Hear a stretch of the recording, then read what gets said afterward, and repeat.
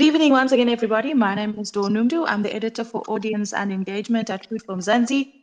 And as you know, we do this weekly to share some vital information for new farmers and aspiring farmers, and also people that's already in the industry. I'm not alone. I'm with Duncan Masiwa tonight. He's the head of news at Food from Zanzi. Good evening, Duncan. Great to have you with us. Good evening, Dawn, and good evening to our listeners and, of course, our speakers as well. I'm super excited about tonight's conversation. Of course, we're talking about all things growing seedlings, and I'm quite interested to hear from our speakers tonight about the various opportunities within the seedling industry, how to grow seedlings, and actually where to start and what seedlings you should be looking at. So I'm quite looking forward to tonight's conversation. Of course, we have quite a great panelist with us tonight, and I see a couple of listeners are also trickling in. So looking forward to start. And I'm not going to keep anyone waiting, Duncan. I'm going to ask our speakers just to give us a bit of background about themselves. One of our speakers, Kelly, is the customer experience consultant at Seeds for Africa. Welcome to Gather to Grow at Food from Zanzi, Kelly. Thanks for joining us. Hi, Dawn. Thank you very much for having me, and thank you for putting this all together.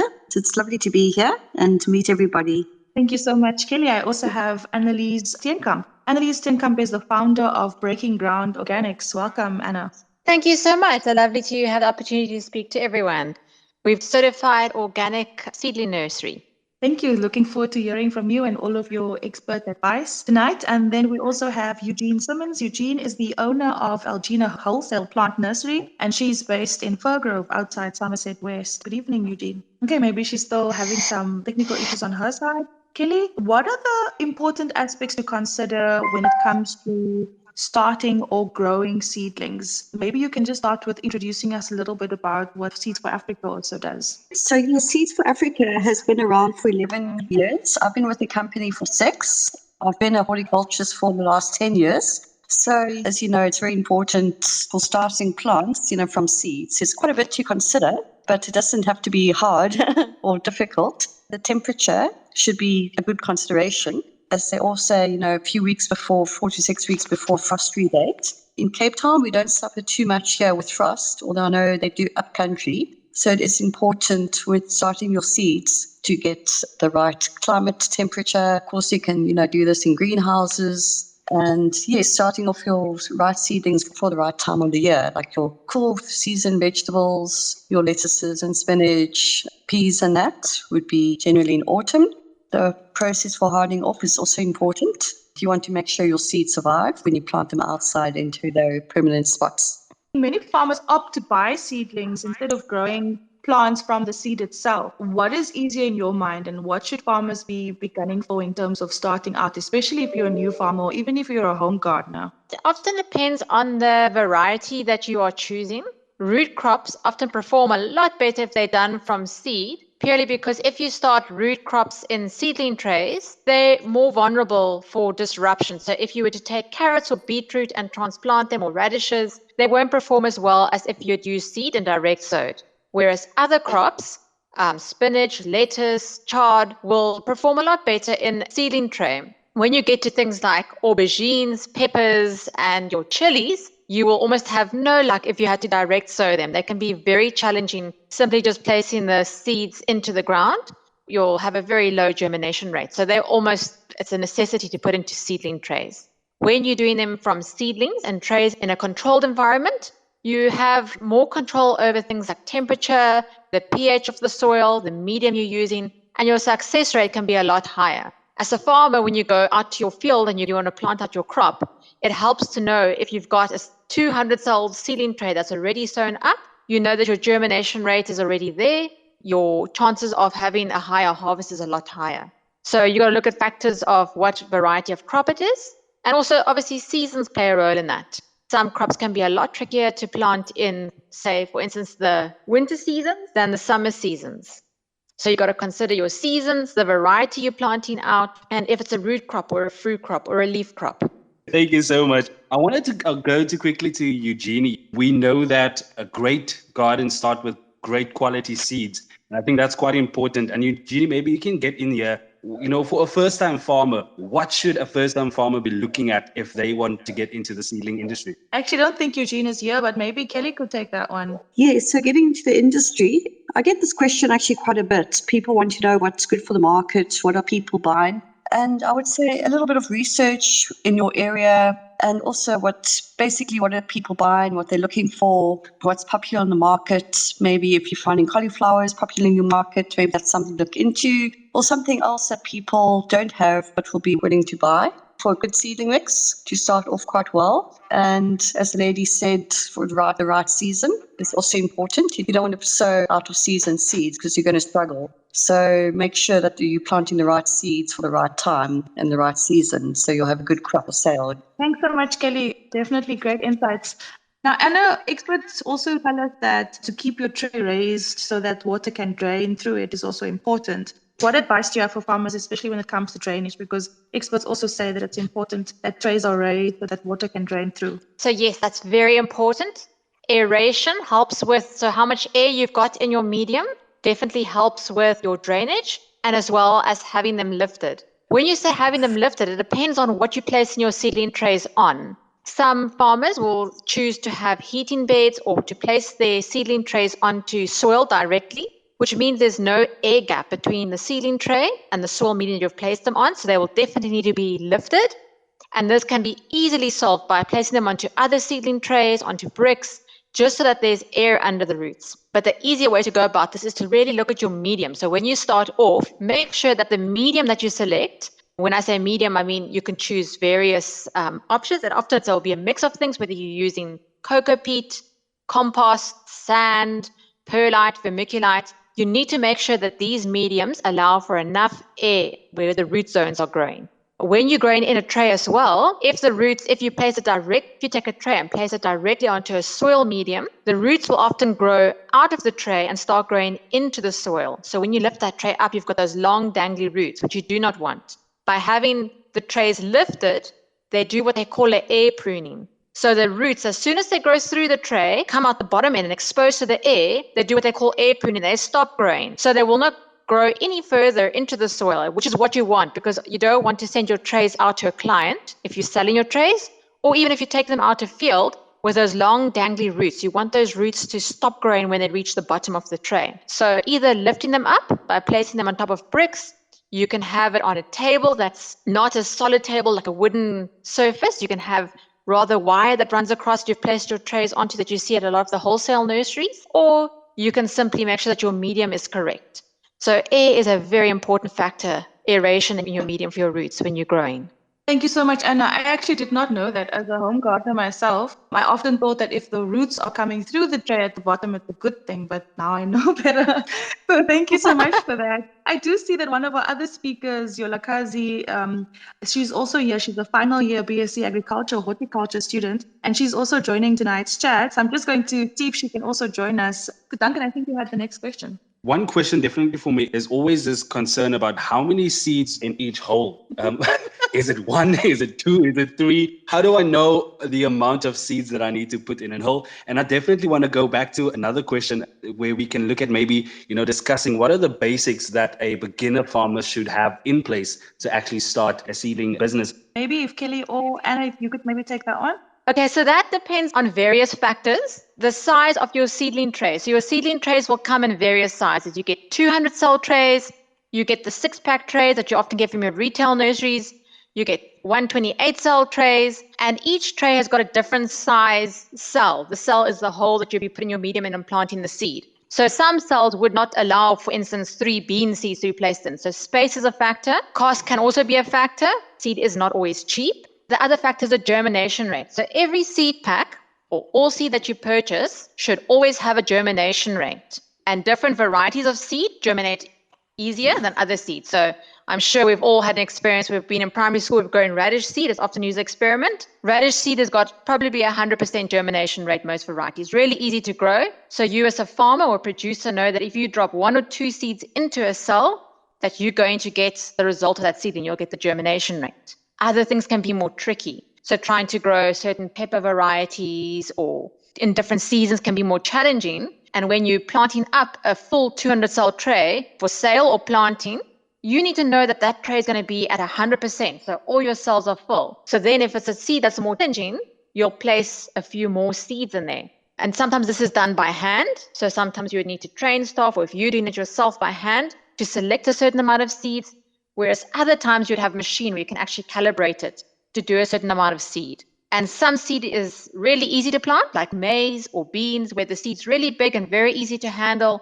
The germination rate is very high. So if you put one cell into that seedling cell, you know that you're going to get that germination rate out. Whereas other seed is really small. Your rocket seed, your mustard seed, flower seed is really tiny. And to ask staff or to calibrate machines to just drop in one seed is almost impossible. So you know you'll probably end up having 3 to 5 seedlings in one little cell. And what's quite important to remember with that is you want to go back and you want to thin those seedlings out. So sometimes we think more is better. So if we have 5 seedlings in one cell, that's fantastic, we got more. But you don't actually want that, because then you've got 5 seedlings all competing in one little cell.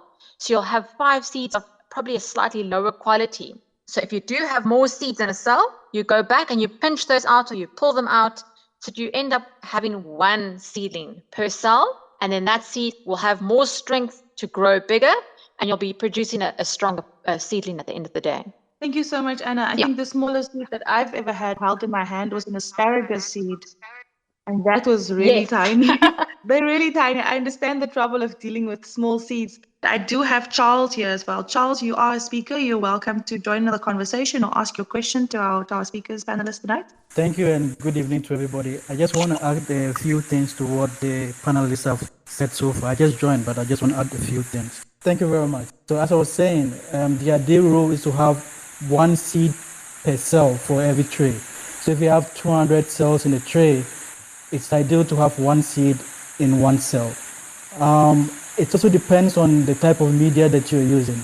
There are some media that are quite heavy and so on and so forth. But if you have something like perlite, then it's very easy for the seeds to germinate. So you need to have a media that is quite light so that the seed can germinate once you nest it in this case. I want to also touch on the roots in this case. If you do a seedling and you want to find out if the seedling is quite healthy, you need to check the roots. A healthy seedling will have whitish root color, but a seedling that is not doing so well will have brownish to black color. So in this case, if you're about to transplant and you pick a seedling out of your cell tray and it's whitish, then it is very good for transplanting. If it's brownish, then in this case, it's not really a good transplant at the end of the day. Thank you so much. I think Charles was raising a few points. What I could make out was he was just commenting on the color of the seedling. So maybe if we can touch on that, what should we look out for in terms of the root color? What should the plant be looking like? And I think you also made mention of the medium that you'll be planting in. So maybe we can explore that. And then before we continue with the conversation, I'd also like to know about the cost of seeds. We do have seeds for Africa here as well. Kelly's also with us.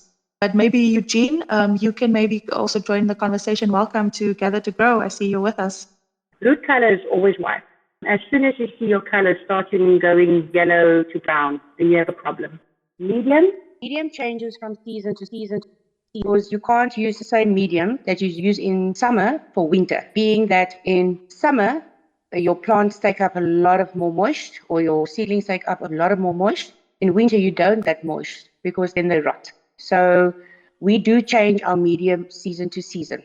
Thank you so much for that, Eugenie. I had another question, and I think maybe you can also answer this question. You know, Anna was talking about putting 5 seeds in a pot is most likely to produce a lower quality seed. And that sort of brings me, to my next question. What do I have to look at in terms of, making sure that my seedlings are healthy? How do I ensure that I produce a quality seed to the market? Well, if you produce a quality seedlings, the first thing you need to look at is these roots. The roots is the most important part of a seedling, not the top growth. You see, a lot of the farmers do the mistake when they think, top of the plant is big leaves, and they forget what happens underneath. The first thing you need to look at, when you pull out that seedling, how many roots, how does your roots look? That is our motto at Algina. If our seedlings don't have enough rooting, it doesn't go out, because we know for a fact that seedling would not do well. Thank you so much, Eugenie. I think Charles is raising his hand. Charles, take the floor if you have a question or comment. Yes, and in addition to that, the root development should be in all directions. So if you have the root development being at one side of the seed tray, then you're going to have a problem. So once you pick the seedling, you check the roots, and there's proliferation at all sides of the media, then it's a good indication that you have a very good, healthy seedling in this case. Thank you so much, Charles. It's always great having you here on Gather to Grow. Your insights are so valued. My next question would just be around what are the basics? What do I need to get to start? And what are some of the costs involved? Pricing of seed trays, pricing of seed itself. Kelly, would you have some insight on this? To start off with, you will need a good seedling mixture. As Eugene said, it's to make sure that you have the right mixture, depending on your season. Personally, for me, I use a mixture of compost, perlite, vermiculite, and coco coir, which is also known as coconut fiber, for a mixture of my seedlings. But of course, this will change in the season, especially with regards to moisture retention, which you'll need more in summer. Otherwise, you'll be having to look after your seedlings a lot more and watering more. With regards to seeds, look, it can cost you, for example, we sell the Butter Crunch butterhead lettuce, a packet of 100 seeds for 13 Rand. What I find is quite inexpensive. Then, of course, that is a heirloom, what you would call an heirloom seed. Then, of course, you get your pelleted seeds, which can be a little expensive. We sell 5 seeds for 29 Rand, but there are a number of seeds in each pellet. With regards to the trays are inexpensive, and then they can also be reused. So we have the polystyrene trays. So we have the 5-pack, which is a 20-cell seedling trays, 6-cell, and then the 12-cell. I know you do get that 200-cell, which unfortunately we don't sell in the market because our market is mainly home gardeners. So for a 5-pack of trays or polystyrene seed trays, that's 25 Rand. So inexpensive. You can obviously wash them, reuse them afterwards.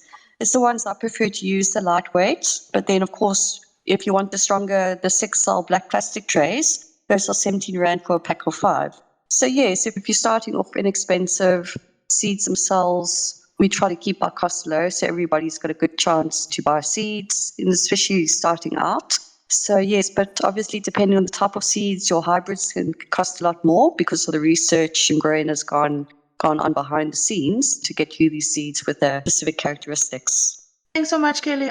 My next question would actually be around lighting. If you're growing your seedlings in a greenhouse or outside, what would the requirements be in terms of lighting? Eugene, you'd like to answer the question around should seedlings get 24 hours of light or how many hours of light per day? And what is the best way? Do you do it in a greenhouse or is it okay to keep your seedlings outside in the open? Because we are a wholesale nursery, we do our germination in a tunnel. So basically it gets normal sunlight and then obviously the heat. It is the most important thing for us. Seedling germination is normally between 18 and 25 degrees because we do it on bulk. We actually need to mass produce. So for us, the sheltered area, normal sunlight, 5 to 6 hours a day. And then after that, when they're germinated, we normally take them out into a greenhouse to be hardened off. The hardening off process is normally 2 weeks. Another question that I have, I understand, with farming, of course, there are many challenges. And I wanted to know when looking at seedlings, what are some of the common sort of seedling problems, that new farmers can encounter? And maybe you can also add on to that in terms of solutions. And I think, Eugenie, you just spoke, so maybe you can go first and then we can go to Anna and then after that to Kelly. Firstly, if you're starting off new in seedling production, you first need to look at all the costs. Your highest cost will all be your seeds and your medium that you use.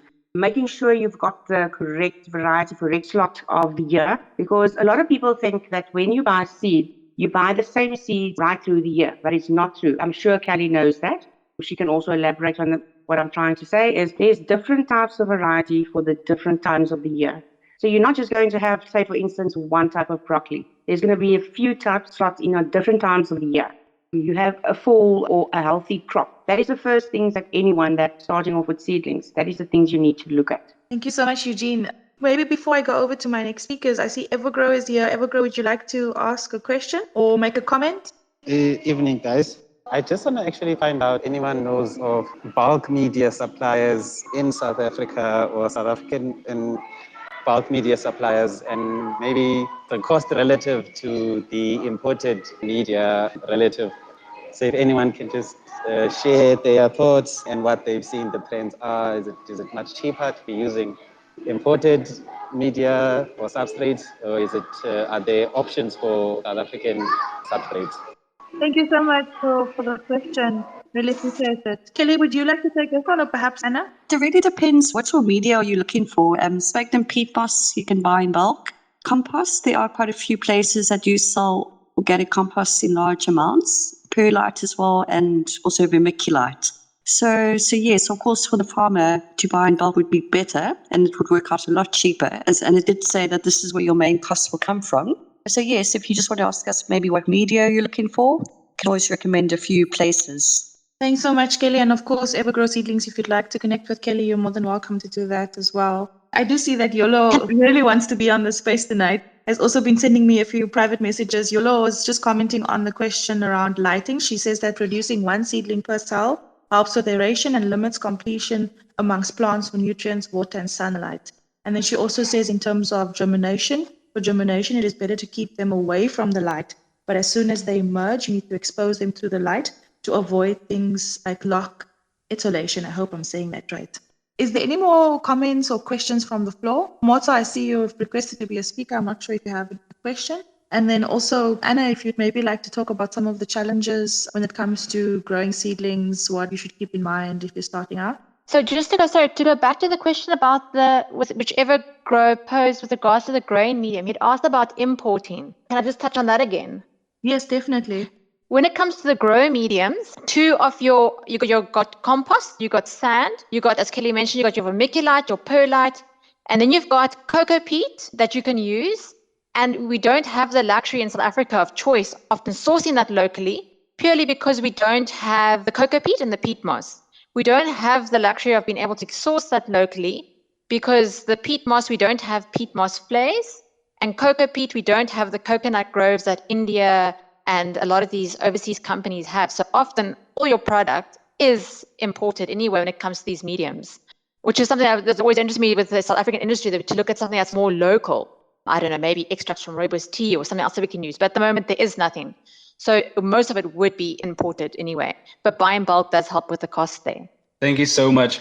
I have another question sort of focused around transplanting, when it comes to that period where you now have to transplant your seedlings. What are some of the things that you need to be looking at, perhaps, I don't know, the days before transplanting or the weeks before transplanting? What are some of the things that a farmer should be doing or should be taken into consideration? Anna, would you like to take this one? So transplanting your seedlings, if you are, as a farmer, you'd need to obviously look at the basic things like the weather. You're not going to transplant on your hottest or your windiest day. You're going to be looking at your cooler days. And then obviously transplanting that is appropriate to each season. So you'll be purchasing your seedlings that are appropriate for that season. Seasons being your winter, your summer crops. And when transplanting, it's very important that either you, or if you're a farmer and you've got your staff, that you're training your staff to handle the seedlings very carefully. Often people tend to grab the seedlings out of the trays and give them a good yank. And this often snaps them or causes unnecessary stress in the root zone, which really helps. So something like taking a stick or a pencil, and then the root cell holes, if you look at the cell, just loosening them a bit, and then gently taking them out before planting them is very important. You don't want to give the roots any unnecessary stress or damage. And obviously making sure that your grounds are properly prepared and ready, your irrigation lines are out, your staff know when to water, how much to water, so that once those seedlings are in, they get a good feed of compost, a good dose of feed, and good watering. So transplanting itself can be quite stressful for seedlings sometimes, so you want to minimize any stress around that. And obviously not in midday heat. You're going to do it early morning, late afternoon is also quite important. Thank you so much for that, Anna. I think you just raised a very important point, in terms of handling seedlings once we at the process of transplanting.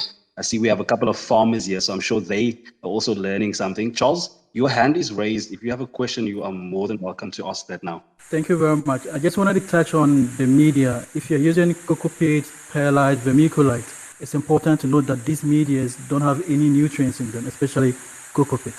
So in terms of fertilization, you need to provide all the 16 nutrient elements that the plant needs before you're able to get a good, healthy plant to transplant. Also on cocoa peat, when you buy a cocoa peat from any vendor, you need to ask the most important question: is the cocoa peat buffered? It needs to be buffered because most cocoa peat media come with a lot of salt. Basically because most of the coconuts are grown along beaches and other kind of places. So you need to verify from your vendor if the coconut has been buffered. If it has not been buffered, that means you need to wash it with some ample amount of water so that the salt accumulation will just leave the media. Or else you need to apply some amount of calcium nitrate just to knock off the sodium element attached to the fibers of the cocoa peat in this case. In terms of nutrient application, what we do down here in Ghana is quite simple. we just apply NPK 20-20-20 plus trace element. Then the required EC is around 0.5 millisiemens after the seedling has developed the first 2 true leaves. Then about 3 weeks thereabout, you can apply to a level about 1 millisiemens, and that should be enough for the plants over a 4 weeks period. Then you can get a very healthy plant before you do the transplant. So very important. If you're going perlite, get to know it, most likely you won't have any nutrients. If you're going cocoa peat, most likely maybe peat moss may have some nutrients, but at the end of the day, once you are watering, you may be washing out some of the nutrients away, and you need to replenish the nutrients so that the seedling gets ample amount of nutrients so that they can look very healthy before you do the final transplanting. Thank you so much, Charles. Great to have you with us here as well.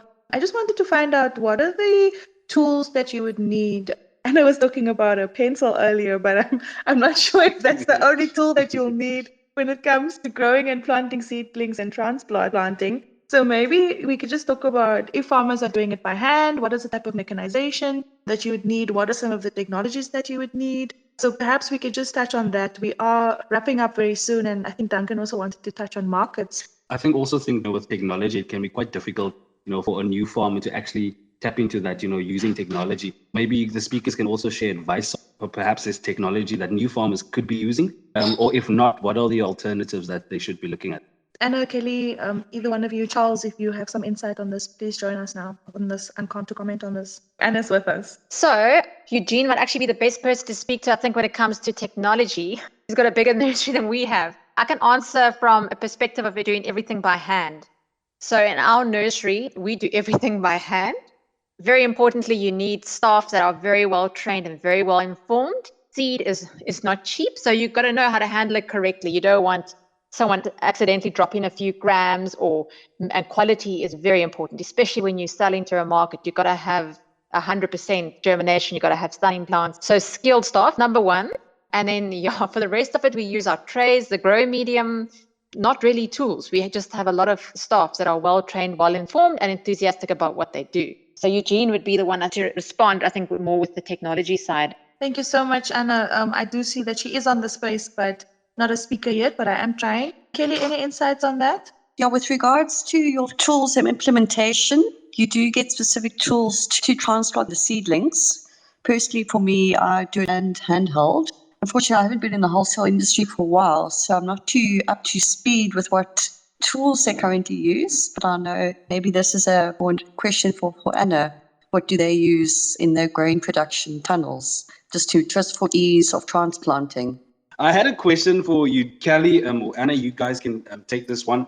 Let's look at markets quickly. As a new farmer, where are the markets? What should new farmers be looking at? Is it a case of, go big or go home and reach out to retail stores, or should you be going to, small scale farmers in your community, in township areas? What markets should farmers be looking at, especially when they are startups? I would approach your small scale farmers first, just so you get an idea for the market, what the farmers are looking for. Basically do some trials before you go too big, because obviously it can be expensive. You don't want to fail on a big crop and then have wasted all your money. So there's no reason why you can't approach your retail spaces. Maybe there's grocery stores close by that would be happy to buy your produce from you, and then also support local up and coming farmers too. Thank you so much for that, Kelly. Anna, is there something maybe you want to add on to that?